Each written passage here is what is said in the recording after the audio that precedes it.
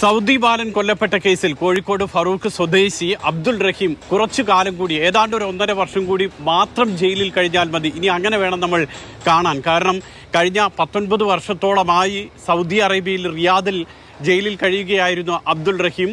വധശിക്ഷയൊക്കെ കഴിഞ്ഞ വർഷം ജൂലൈയിൽ ഒഴിവാക്കിയിരുന്നു എങ്കിൽ പോലും ക്രിമിനൽ കേസ് അവിടെ അവസാനിച്ചിരുന്നു എങ്കിൽ പോലും റഹീമിനെതിരായിട്ടുള്ള പബ്ലിക് റൈറ്റ്സ് പ്രകാരമുള്ള കേസുണ്ടായിരുന്നു. പൊതു ഇടത്ത് വെച്ചിട്ടുള്ള കേസ്, രാജ്യത്തെ മറ്റ് നിയമപ്രകാരമുള്ള കേസ്. ആ കേസിലാണ് ഇപ്പോൾ വിധി വന്നിട്ടുള്ളത്. പല തവണ കേസ് മാറ്റിവെച്ചതാണ്. ആ കേസിൽ അവസാനം റിയാദിലെ ക്രിമിനൽ കോടതി വിധി പറയുന്നു 20 വർഷത്തെ തടവ് ശിക്ഷയാണ് വിധിച്ചിരിക്കുന്നത്. 20 വർഷത്തെ തടവ് ശിക്ഷ എന്ന് പറയുമ്പോൾ 2006 ഡിസംബറിലാണ് റഹീം ജയിലിൽ അടയ്ക്കപ്പെടുന്നത്. ശിക്ഷ റഹീമിന് ലഭിക്കുന്നത് അന്ന് മുതൽ കണക്ക് കൂട്ടുമ്പോൾ ഏതാണ്ട് 18.5 വർഷമാകുന്നു ജയിൽ ശിക്ഷ. ഇനിയിപ്പോൾ അടുത്ത വർഷത്തോടുകൂടി റഹീമിന് ജയിൽ മോചിതനാകാം. ഇതാണ് വിധിയുടെ കാതലായി നമ്മൾ കാണേണ്ടത്.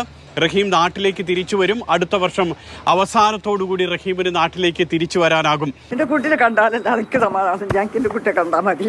എത്ര എന്തെല്ലാം പറഞ്ഞങ്ങളൊക്കെ പറ്റിച്ച് മക്കളെ എനിക്ക് സഹിക്കാൻ കഴിയില്ല. എത്ര മാസം കഴിഞ്ഞാണ് ഞാൻ കഴിച്ചിലാക്കിയത്. അതിന്റെ ഇമാമ നിർത്തി തന്നെ എനിക്ക് മരിക്കോളം നിർത്തി തരത്തോളം പോയേ. 34 കോടിയോളം ഇന്ത്യൻ രൂപ ദിയാദനം നൽകിയാണ് വധശിക്ഷയിൽ നിന്നും റഹീം മോചിതനായത്.